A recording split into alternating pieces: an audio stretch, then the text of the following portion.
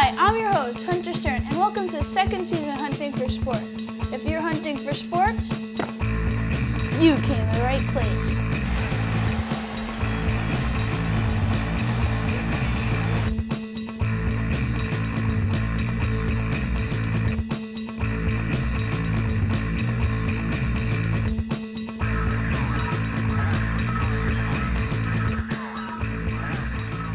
In today's segment, we're going to be talking about the NFL. In specifics, the New York Jets quarterback controversy between Mark Sanchez, who's been their starter for the past 3 years, and the recently acquired Tim Tebow, who we got from Denver. To discuss this topic is my good friend and major sportsman who has a lot of opinions, Matthew Snoddig. Nice to see you, Matthew. So, Matthew, what are your opinions on the New York Jets quarterback controversy? Well, I think that Mark Sanchez should be the starting quarterback for the rest of the season. He has a much stronger arm, and Mark Sanchez has much more experience than Tim Tebow.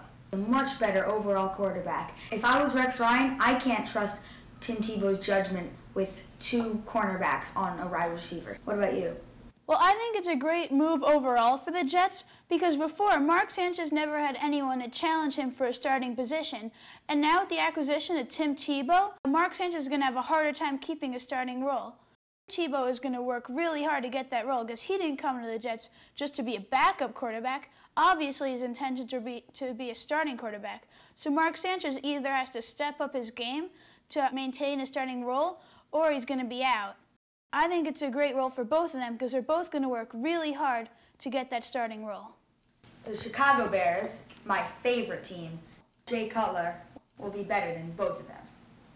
I think the recent offseason move of getting Tony Sparano to be our offensive coordinator was a great move by the Jets front office because now defenses are going to have to prepare for a pass-first Mark Sanchez, a run-first option quarterback with Tim Tebow, and in Miami, Tony Sparano perfected the Wildcat, but he didn't really have a Tim Tebow-like player to take it to the next level. The Jets are going to really try to take advantage of that. And also, Rex Ryan is trying to bring back the ground and pound mentality to the Jets. So with Tony Sparano there to bring the Wildcat, I think it's a great move. I think the Jets are going to have a really successful season. Now on to our next topic, the NFL Draft. Matthew, who do you think had the most successful draft this year? I think the Jacksonville Jaguars had the best draft this year because they selected Justin Blackmon. He can work very well with Blaine Gabbert and will then lead to a very good offense. Who do you think? I think the Cleveland Browns had the most successful draft because they drafted some key roles that they really need in their offense. For example, they drafted Brandon Weeden, the quarterback from Oklahoma State. Despite being 28, he still has tons of potential. And they also drafted Trent Richardson, the running back from Alabama, who is one of the most talented players in the draft. And I think together they will have one of the best offenses in a few years. Thank you for being on the show. You're a great guest, and I loved hearing your opinions. I hope to see you next time. Thanks for having me, Hunter. It was a lot of fun. Before we start the basketball part of the show, I just want to congratulate Tyson Chandler on winning the Defensive Player of the Year award. I think you did a great job, Tyson, and you totally deserve the award. I would like to welcome back a great friend and fellow New York sports fan, Merrick Gilston, to Hunting for Sports. Thank you, Hunter. Before we begin the basketball topic, I would like to give a quick shout-out for the New York Rangers for having a great NHL season. They ended up being the #1 seed in the Eastern Conference heading into the playoffs. Okay, let's take a look back at the Knicks season. They first started off with high expectations, but then we found out that the Knicks didn't have any chemistry. We were letting teams score points on us. Matchup right there as Pierce attacks the rim. We didn't put any effort in. Then midway in the season, some guy came out named Jeremy Lin. Lin puts it up, puts it in! And he just went on a rampage, winning so many games for us, putting up great stats, but then entering the playoff, he got injured.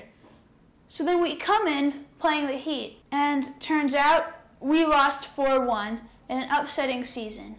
I agree with you, Hunter, but keep in mind the Knicks are constantly building. We just got a new coach, and because we have such a young team now, and we have stars such as Amari Stoudemire, Carmelo Anthony, and now Jeremy Lin, and including Tyson Chandler, who won Defensive Man of the Year, I think we're just progressing slowly. On a high note, we actually won our first playoff game in multiple years, but unfortunately we did not beat the Heat like we wanted to.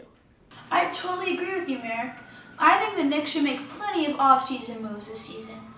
For example, I think that the Knicks should get more leadership. Maybe they should pursue a Steve Nash. He has great talent, and he's a great leader. He would be a great player to have on the Knicks. Also, the Knicks need to draft more talent. Maybe we should pursue a Harrison Barnes if he's still there, or Perry Jones III. The Knicks should also pursue another big man because right now they have tons of depth in their backcourt, but they need more depth in their front court. So we should maybe pursue Tim Duncan. Despite his age, he still has a lot left in him, and I think he'd be a great addition to the Knicks. What do you think, Merrick? I definitely agree with you, Hunter. More people they could pursue for team leadership are people like Derek Fisher and Lamar Odom. Both have won titles in LA, and both are great leaders. They can lead a young team that has a lot of talent to the finals and possibly even have a championship or two under their belt. Merrick, I just want to thank you for returning the show. It was great having you here, and I love hearing your opinions. I hope to see you next time. Thanks, Hunter, for having me on the show. I had a lot of fun.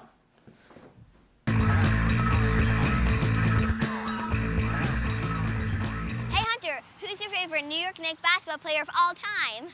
Great question, Charlotte. My favorite Knick of all time would have to be Walt Frazier because he's a winner. He's won 2 championships for the Knicks. Another reason is because of his style. I mean, he has like crocodile suits and other types of exotic animals. And the last reason is because he's a great sports broadcaster. I love hearing his opinions, and he's so exciting to watch. Hey Hunter, one more question. Are you single? Well, it depends who's asking. You can find my constantly updated relationship status on my Facebook fan page, so check it out. Hey Hunter, what do you think about the New Orleans Saints bounty scandal? That's a great question, Justin. Well, I think there's a lot of controversy going around about the Saints bounty scandal, and I think the punishments that everyone received were totally fair because they tried to intentionally injure players. And also, once Roger Goodell asked them if they're running a bounty, they totally lied to his face. My personal opinion is the Saints got what they deserved.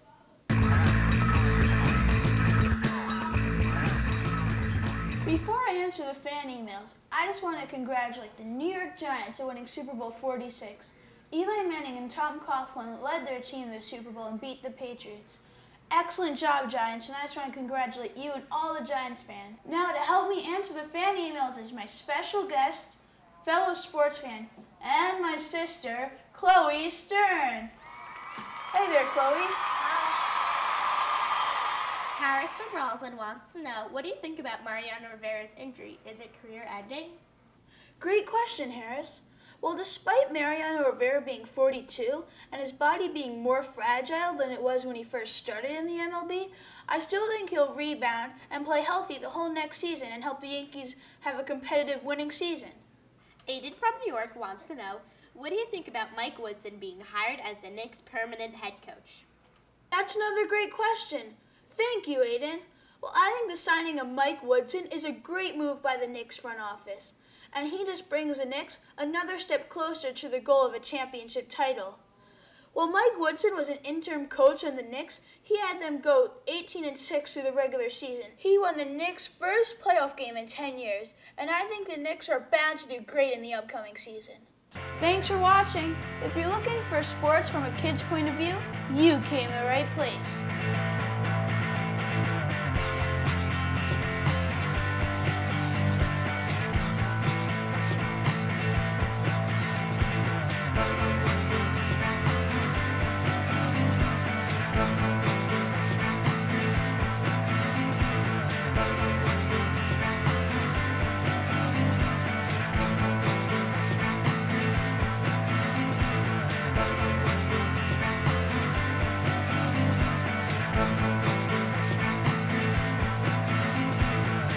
Incredible.